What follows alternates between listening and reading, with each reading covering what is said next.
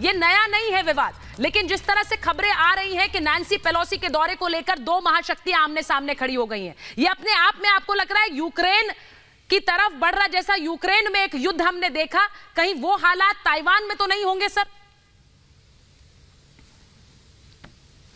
देखिए, मैं 2-3 पॉइंट बहुत संक्षिप्त में कहूंगा। जी सर।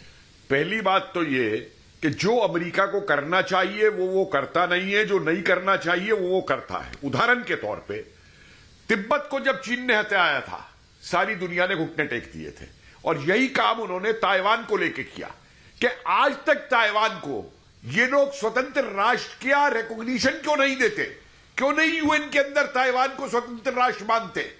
वो नहीं करेंगे, और दूसरी तरफ कहेंगे कि हम ताइवान के साथ हैं। तीसरी बात आप ये देखिए, यूक्रेन का जैसे इन्होंने मजाक बनाया कि नाटो में उसको नहीं लेंगे, लेकिन भाई तू लड़ता रहे रशिया से, ठीक है, तो यूएन में ताइवान को इंडिपेंडेंट देश नहीं घोषित करेंगे ये, लेकिन तू लड़ता ही ना से।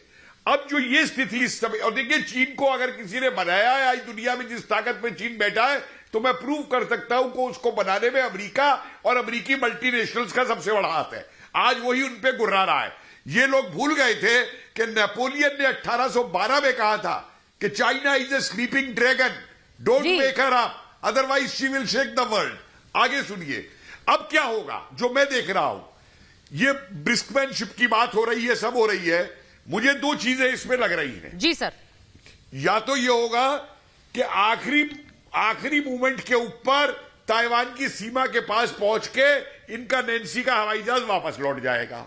सर ये तो बहुत बड़ी बात कह रहे हैं आप। के अपने हवाई जहाज जो है वापस लौट जाएंगे। हाँ। सुनिए मेरी बात, मेरा एनालिसिस है। हाँ। कि अगर युद्ध रोकना है इस समय, क्योंकि युद्ध का एक बहाना चाहिए, और युद्ध अगर रोकना है तो ये होगा कि ये ताइवान के नजदीक पहुंच जाएगा, उधर चीन के हवाई जहाज उड़ेंगे, तो ये अपना हवाई जहाज वापस ले जाएंगे, चीन वाले अपने वापस ले जाएंगे।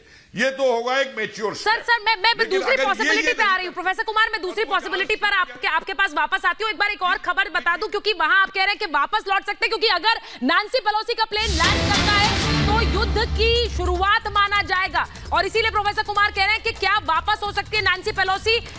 अगर ऐसा होता है तो ये बड़ी किरकिरी अमेरिका के लिए होगी। लेकिन खबर जो आ रही है ताइपे से, ताइवान में नैन्सी पेलोसी के लिए रेड कार्पेट रोल किया गया है, ताइवानी संसद की बिल्डिंग को सजाया गया है, ये तस्वीरें आ रही हैं। यानी कि ताइवान में नैन्सी पेलोसी के स्वागत के लिए पूरी तैयारियां हैं।